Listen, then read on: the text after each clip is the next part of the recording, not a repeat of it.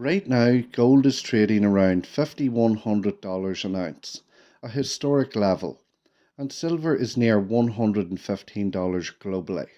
But in Shanghai, it's pulling $128 or more. That gap isn't random. It's not a chart quirk, it's a market signal. And if you watch closely, it tells us where prices might actually go next. Today we're going to break down what's causing this price split, why the physical and the paper markets are diverging, and what this means for your gold and silver stack going forward. Stay with me. Why are prices different? First, let's unpack the numbers. Globally, silver is trading near $115 per ounce, a record high in many markets. But in Shanghai, physical silver is reporting prices closer to $128 or higher. That might look confusing at first, but this difference exists for one very important reason. Shanghai's silver price reflects the physical market, real metal being bought, held, and delivered, while Western markets often reflect paper pricing based on futures and contracts. In simple terms, the West can trade contracts without moving metal, but if there's a physical shortage, the price only appears in markets buying real ounces. This explains why you can see three different prices in one commodity market, and the highest price often tells the truest story about supply and demand. The paper versus physical disconnect. Understanding this split means stepping into two worlds. Paper silver. This is what most Western traders see. COMEX futures, ETFs like SLV, and derivative pricing. These can reflect expectations, not actual metal shortages. Physical silver.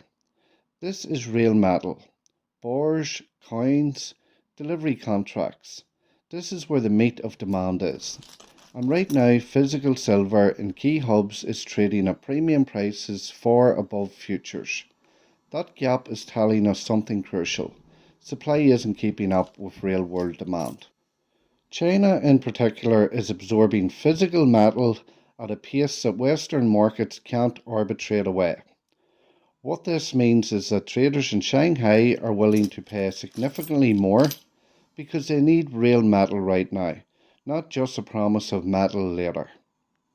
What's driving this divergence? There are several forces at play.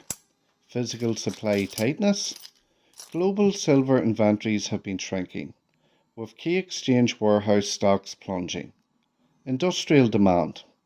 Silver isn't just a safe haven. It's widely used in solar panels, EVs, electronics, and AI tech.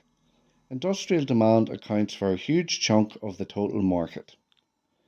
Chinese demand and policy. China is restricting silver exports and tightening supply chains, meaning less metal flows out of the country.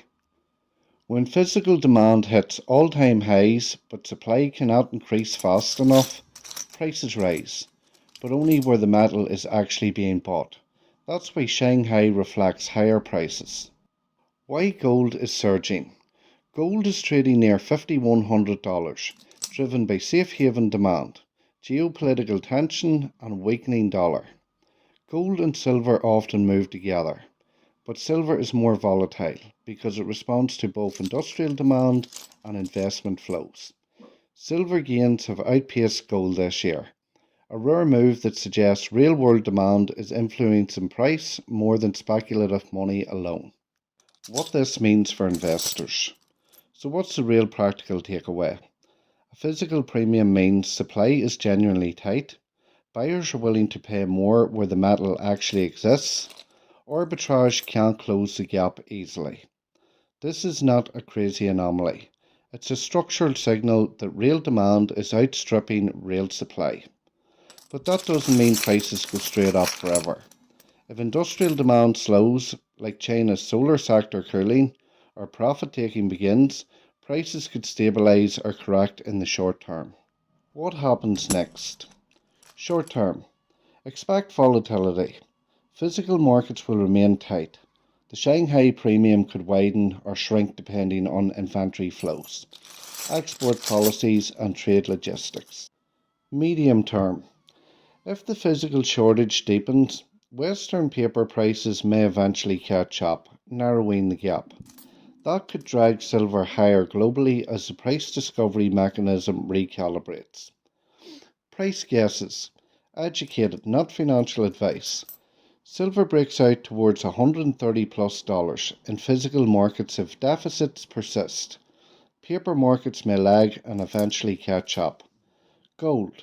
With ongoing safe haven demand and macro tension, gold could test $6,000 plus in stress scenarios. Conclusion. Here's the bottom line.